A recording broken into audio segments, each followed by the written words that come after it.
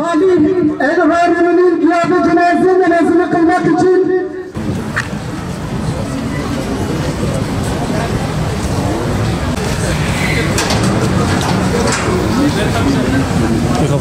Mekke'miz, Medine'miz orada. Mekke'nin içinde bazı insanlar Filistin'e dua etseler yasaktır. Hatta onları yakalayıp götürürler.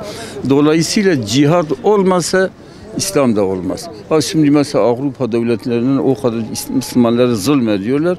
Her tarafta Müslümanlar çoğudur, namazları serbest ama en ufak bir şey onlara dokunsa kabul ediyorlar.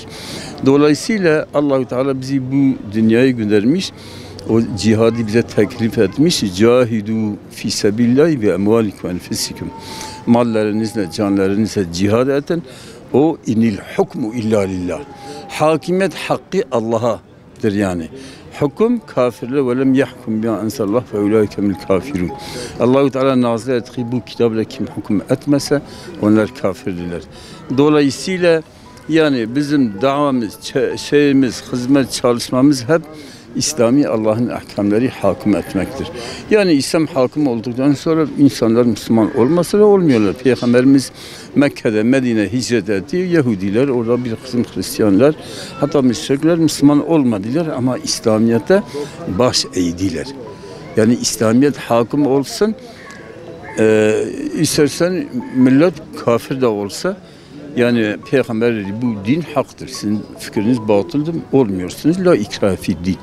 Dinde zorlama yoktur. Ama maalesef şimdi cihad terk edildiği için bütün İslam alemi 2 milyar İslam alemi kafirlere esir olmuşlar. Sen bu Yahudiler ki 4-5 milyon yoktur. Esir olmuşlar. Ama Allah-u Teala bizden istediği biz çalışalım ki İslamiyet'i hakim edelim. O mesela ve'tasimu bihablillahi ve la cemi'a. Allah-u Teala hepiniz Allah'ın ipine sarılın ki Kur'an-ı Kerim'dir. Ve la teferraku birbirinden ayrılmayın. İşte teklif budur.